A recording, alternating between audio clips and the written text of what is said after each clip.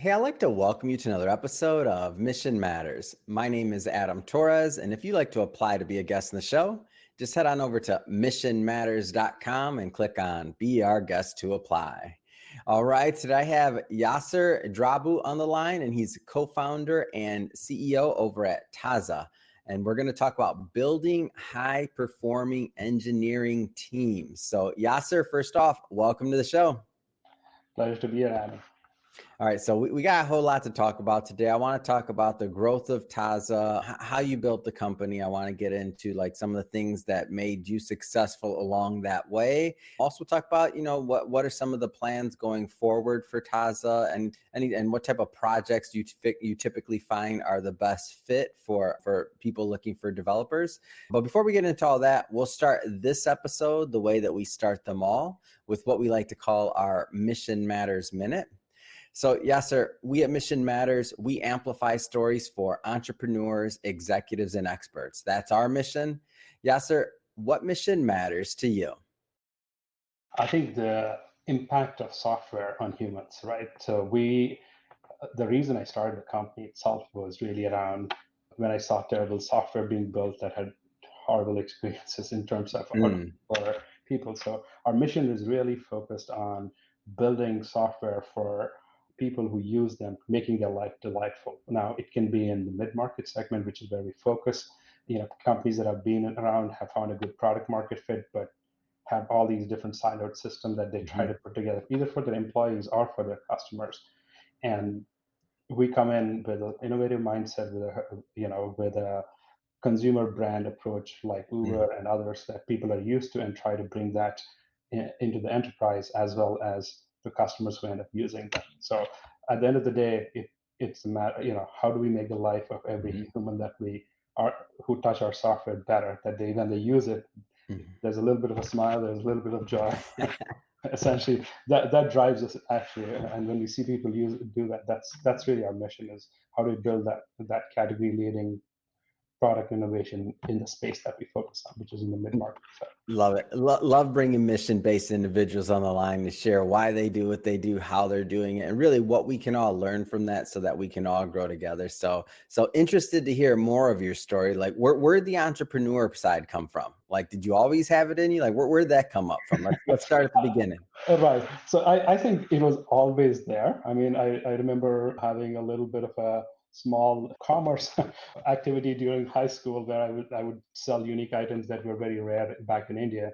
I'd find them at the foreign markets and sell them, whether it was pens or unique stickers from Japan and things like that. I think it was always there, but Whoa, hold on. I gotta go a little bit further in that one. We got some commonality here. So my first maybe business endeavor, I think it was baseball cards for me. It was baseball okay. cards. I'd go shop and find like the cards that I felt were rare. Then I'd take them to school and then sell them. And I think that were comic books. So hold on. So you were going and you were hunting for rare items or stickers and things like that, and then bringing them to school?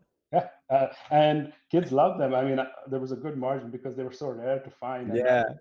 I actually had to find them in various places, and eventually they would become common, and kids would come back and say, now they're not as unique. But when they just came out from an opportunity standpoint, I think there was a little bit of a hustle in high school. I think but then I evolved into more, got into technology, and things kind of Mm. changed from there, and I got more into computers and programming, and then When did the tech part, when specifically, when did that make its way? Do you remember when that made its way into your life?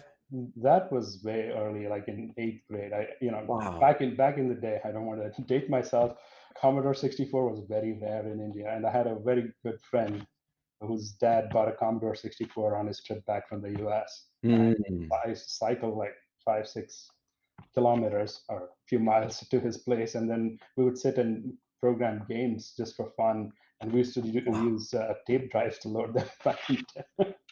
So That's amazing. It's okay to date yourself. We're giving history here now. This is an important part of history, man. uh, so that's where it started, and the curiosity kept building. I mean, How did you know? Did you know at that time, or was it just like being a kid and like just started like it was just your toy? It was a fun thing to do, like, or did you just have this? yeah, there was no grand plan really. I just enjoyed doing it. I loved doing it, and I just kept getting better at it. And then focused my career on engineering, came here to do my master's and eventually PhD, thinking I would become a professor. But that bug carried, and towards the later part of my grad school is when I was like helping people, advising them, and it kind of became like an accidental venture to start with. Hold on. So how was the support? How was, okay, so I got to stay in the accidental venture part of it, because how was the support system around that? You don't have to call out any specific parent or anybody else, but I know sometimes like you're going to school to be one thing and then they're like, wait a minute, you're going to be an entrepreneur. I thought you were going to be a professor or this or that. Like how was your experience? I think my mom always was supportive. She was the one always pushing me, and my dad, he's like, why are you doing this? I mean, you're supposed to be doing something else. You can't get both parents. Like there has to be opposites there, because that's what makes the marriage work. That's what makes the kid sane and successful. Like you, if both of them were like, go for it, then probably it would have been a bad. Then you get arrogant, and then you kind of forget you lose the humility of you have to prove somebody one way. My dad, not as much of a risk. He's risk averse. Yeah. He taught me a lot of good things about humility and other things. But when it comes to risk, why do you want to take on start an entrepreneurial venture where you don't know whether you're going to get paid the next month? But especially when you're highly educated. So that's the thing. Like, and that's where I feel like maybe sometimes many entrepreneurs, would-be entrepreneurs, don't go for it, sometimes. Yeah, sometimes. I was like, worst case, it fails, I can go back and find a job. Was my mentality towards it. But what I really enjoyed was the helping aspect, and when you make a difference, and that's I used to help much smaller businesses back then, and you would see that, oh my God, I solved their problem. I saved them several hours of doing this manual thing, which was so painful. Now it's a simple automated Windows app or something like that. So things like that really kind of helped me build into that direction. So amazing. So let's fast forward a bit, and thank you for sharing that. And shout out to mom out there who supported it, and thank you, dad, for being the other side of the coin there. Like, what are you doing, man? we need both of those voices in our ear, and I'm always grateful to have parents and support systems around that provide guidance. So I love your story. Let's fast forward a bit here. I want to get into Taza. How did the idea for Taza come about? Like, take us there. Before this, I was doing another venture with somebody, and it kind of grew well, but like many partnerships, hard to, diverging interests, and I had to go back to school. And at the end of it, I was like, okay, let me have a fresh start. And Taza really came from like, I want to help people with a fresh approach, with a fresh start. And the domain was available, very honestly. And it started, and I wanted to go back, and that feeling of helping others and creating an impact where you could make a meaningful difference. I mean, I always say if I knew how to make better cars, I would do that. But this is what I knew, and this is how I could contribute and give back to society. So that's kind of where it started. Very little. Some way it was like, how do I make a little bit of money, but also help others? It was a combination of those two factors, very honestly. So how was getting those first initial customers? Like how did that acquisition? So now you have this idea, you launch the company, now we got to make some money. Like how'd you pull it off?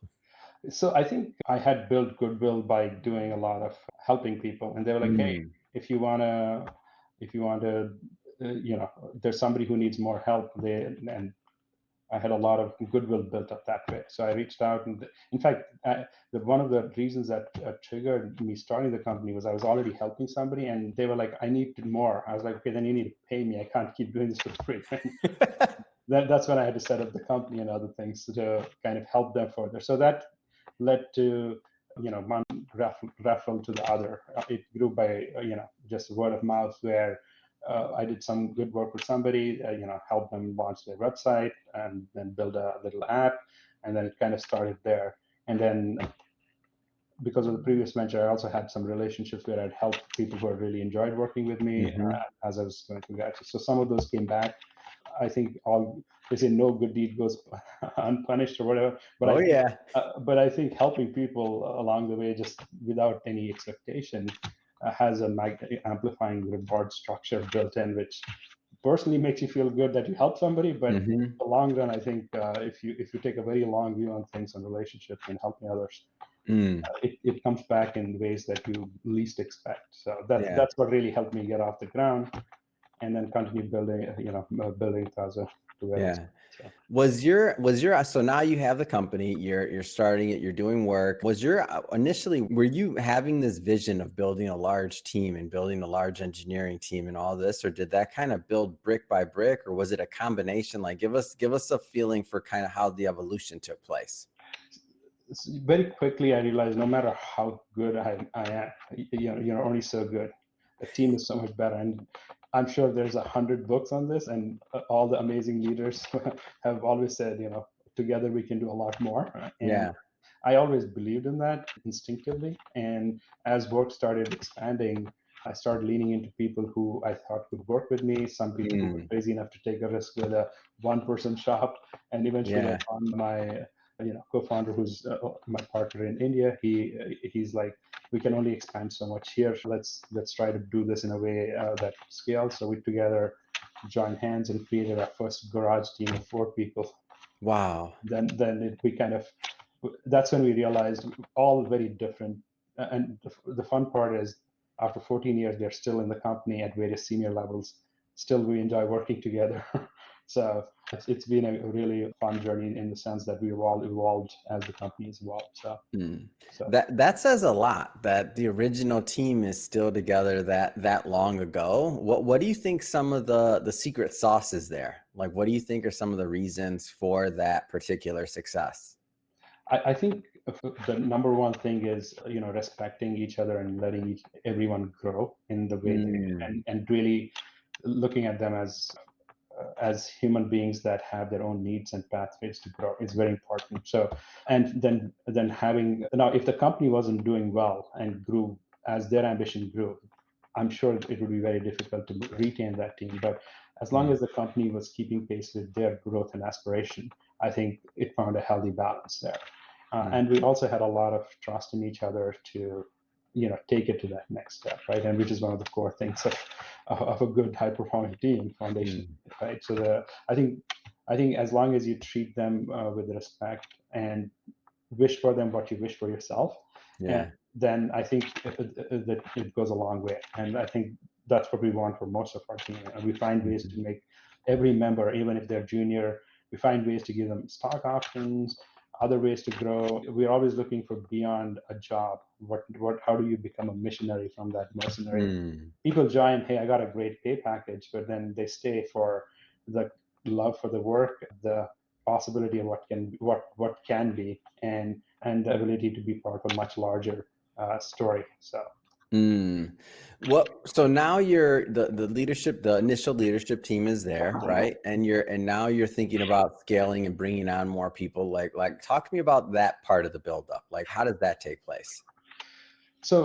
as we grew, there was other people who joined the team. They all bring their point of views. We're lucky to have a good executive leadership team in place now, which they basically bring in their point of views.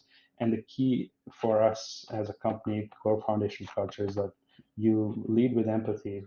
That leads to curiosity and other things. So Mm, when you're curious enough to learn from others, and it's not that you have all the answers, and you know that you can seek answers and help from others, they, I think they really help solidify how do you go from A to B, right? I think hmm. one of my team members, he's basically said, things break in threes, right? You're 3 people. When you're 2 people, it's a different dynamic. When you're three, it's different. When you're 9 or 10, it's different. When you're at 90 plus, you're different. Once Yeah. you, now that we are closing to 400 people, it is different. So at each level, we have to be thinking about what assumptions we had at a previous state that no longer are valid at the next state of the business, and how do you Mm. structurally creating that investment in the company so that we can grow in that way. So it's been a lot of learning, I think, from others. Again, as I said, started as a computer geek with a little bit of a hustle, but then you kind of evolve and learn from others, and you read a lot and learn a lot, and a lot from experience, a lot from others, and continue Mm. working with that core mission in mind. So How do you keep? I know one of the things that we've talked about. One of the things that you've mentioned to me is happy developers produce better code. How do you keep your team happy, man? Like it's a phenomenal story, approaching or heading over 400 individuals, and like that's a huge accomplishment. There's a lot, and nothing against any small shops out there, anybody else, but their vision, right? Other entrepreneurs, but it's a huge accomplishment. It's like how do you keep people happy? I think everybody is different, right? Yeah. I think you need to kind of align them along the vision and the mission that they're after, right? So Hmm. obviously within our company we have multiple product teams that are focused on various innovations. So some are in the healthcare space, some are in some are in traditional manufacturing, some Hmm. are in logistics, field logistics. It's very diverse, and each one has very different kind of requirements. People align Yeah. with a mission, right? If we really want them to share in the success, we show them what what does it mean to do what you're doing. So I'll give you a very simple example. So I can tell a person, hey, we need to have the vehicle show up on the GPS map at a certain location. A programmer can do that any day. Mhm. But when you tell them, hey, when you do that, we can send a text message to a person who's going for his dialysis saying that the car will be there in 7 minutes. Please come down comfortably instead of having to wait in the Mm. heat or on the sidewalk for 20 minutes for the car to come. You can still sit in your home and then come down more comfortably and make it more easy for them to get in. That's what your code is doing. They Mm. then align with that mission of really making the life of a patient that's being picked up easier. And Mm. that's when I think they can see the greater purpose, because if you're all day in code, it's a very abstract thing, very hard to see, very Mhm. complicated to build. But if they can see the impact of that on how it makes a difference in somebody's life, then I think Mhm. that I think is the one of the most important things. Mhm. But along that, there's a lot of these things about that high performing team that we were talking about, whether it is a good leadership that creates psychological safety, provides trust and Mhm. transparency on why we are doing, so that we're not misleading anybody. We are what we are, and here's what we're really trying to do, and we're here to support them and enabling them to get there. And right Mm. mix of the team. You can't have all superstars. The egos get clashed up. So you need the right balance of senior, junior. The right kind of roles. I don't watch much basketball, but if you were to think of point guard versus shooting guard versus center, Yeah. the same way in a software team, it's very nuanced. Back in the day, you could have one IT engineer, like in Jurassic Park, controlling the whole park. That's really not true. Software is so complex, it's cloud native, it's distributed, and you have a team that's spread across the globe that's trying to collaborate to bring this vision together. So there's so Mm. much complexity. So that starting with that trust, the leadership, the clarity of vision, what Mhm. they're trying to do, what the impact is, those are important things. Obviously, and then the secondary aspect is there is a portion, hey, how does this make me money, and Yes. what is the upside, right? Hey, if this company becomes successful, I can share in some of that success, and maybe pay off my kids college fee or pay off my mortgage or something Mhm. that's impactful, that can be transformational. That the balance of all these incentives and the right cultural setup, I Mm. think is very important and keeps them happy. We don't have 100% hit rate by any means, but we do our best to make that very employee centric. So Speaking of culture and pulling off projects across many different cultures, time zones, countries, like any insight into what that takes, especially when working with like literally other cultures, I mean, not yeah, just company culture, like any insight into how you make that happen and make that work. Because I feel like after post pandemic, there's many more people that are open to hiring abroad and otherwise in many different businesses that maybe in the past weren't. And these are some new challenges that entrepreneurs, I believe, are facing. I think it is challenging. Yeah. It is time zone differences, cultural differences, language barriers. The key, I think, to start with is really see them as human beings and lead with Mm. empathy. I mean, you really don't know when you're speaking. I was one of our engineers was missing for a very critical release. I'm like, for a second, I was stressed because the client was very anxious about that new Mm. version of the software. I was like, what happened here? I was a little out of character. Happens from Yeah. time to time. I'm trying to be good, but sometimes it happens. Yeah. And They said, well, he had to go to the hospital. Mm. He had a premature delivery for it, and Mm. nobody. So if you don't see that for the person he did phenomenal work, but he had to Yeah. suddenly disappear for family reasons. We need to make sure we went the extra effort to make sure that he got the space to take care of all of that. Yeah. So I think the most important thing is see people for who they are, and Mhm. then once you meet them there, then it's a matter of appreciating each other's culture. It's hard, it's very easy to get xenophobic and say, Chinese bad, sorry, Indian bad, US, Americans are this way, Yeah. Mexicans are that way. To be honest, they're in general at the core. If you work with people from different cultures, you really appreciate the nuance that they bring in from their point of view. It is amazing when you learn about each other's cultures, the different Yeah. food habits, and you suddenly start building that.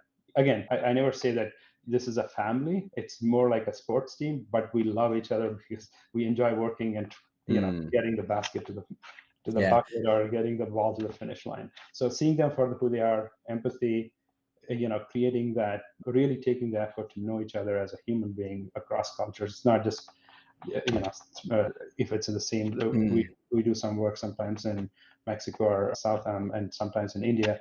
You need to kind of see them for who they are.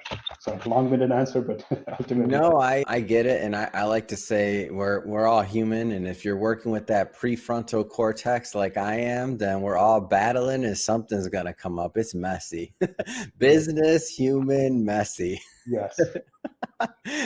Narrow it down. I want to jump around a bit here, Yasser. Go a little bit further. You mentioned what you're doing at Tasa, but I do want to spend a little bit more time. Like, what type of projects do you typically work on? Like, I know it's a big company. I know there's a lot of bandwidth to do different things, but just you mentioned, I think, healthcare and some other niches. Like, for those that are at the end of this, I'm going to give the opportunity to leave, websites and stuff like that. We're going to put that in the show notes. So for people that want to follow up, maybe tell us a little bit more about Tasa. Sure. So I think we focus on multiple verticals. To be honest, we love a good challenging problem to start with. So Mm. typically we focus on the mid market where Yeah. it has been around for 10 plus years. The leaders have grown it to a certain size and they've put together various technology pieces, whether they've hacked together Excel, Google Sheets, or Mm-hmm. they're using some CRM, but they're all siloed systems, or they're trying to bring a new product to market, which they know will make a huge difference. Mm-hmm. And they're mission minded. Very important for us to have that longer term vision. We're not mercenaries. We don't go in with we never say hire a person from us. We're like, we build a team for you which will be embedded in your mission and be part of your mission Mm. to help you get to the finish line. So we, for example, we helped a healthcare screening company in Florida. They were all manual Excel and some Microsoft tools they would put hack together to do their business. We built a bespoke platform for them. Their revenue jumped from 25 to like 50 or 60 million. Then they eventually sold. The founders and who was 60, 70 retired very wealthy. But in the process, we built an amazing system that actually saved so many lives. They did screening, preventive screening, Mm. and we actually built a system where it would take them 21 days to do all that process manually down to 12 hours, right? Somebody would be What?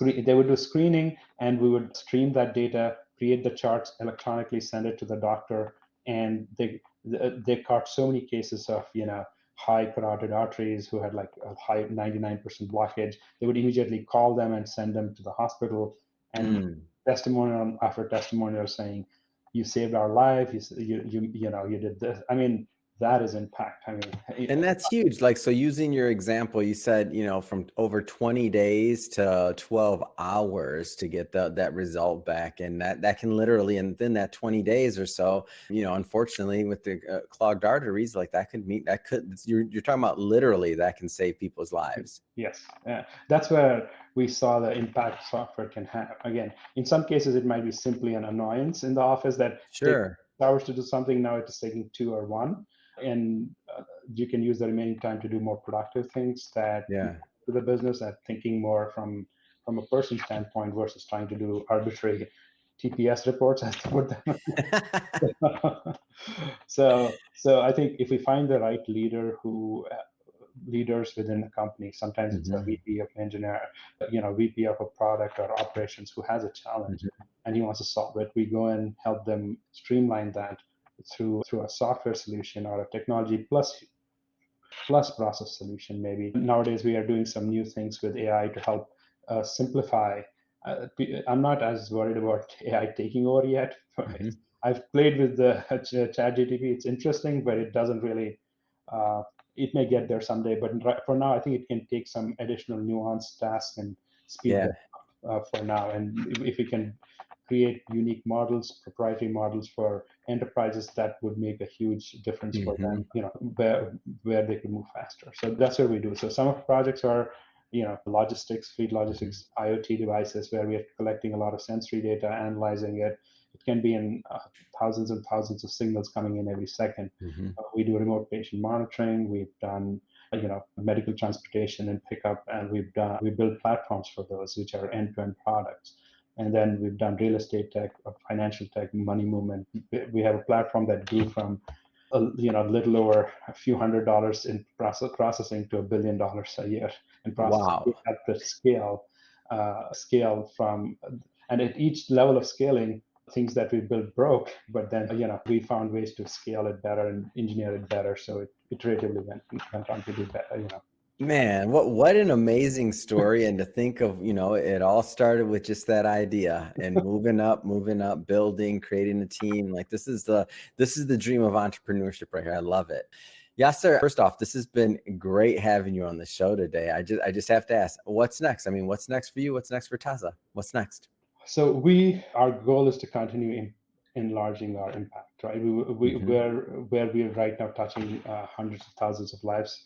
A fun story. I was in New York on a taxi cab, and I'm looking at the app. I'm like, this looks familiar. He's like, oh, it's so easy to get my trips on this. This is early Uber days, by the way. I'm like, Yeah. it looks familiar, and then I realized, oh my God, that's our app.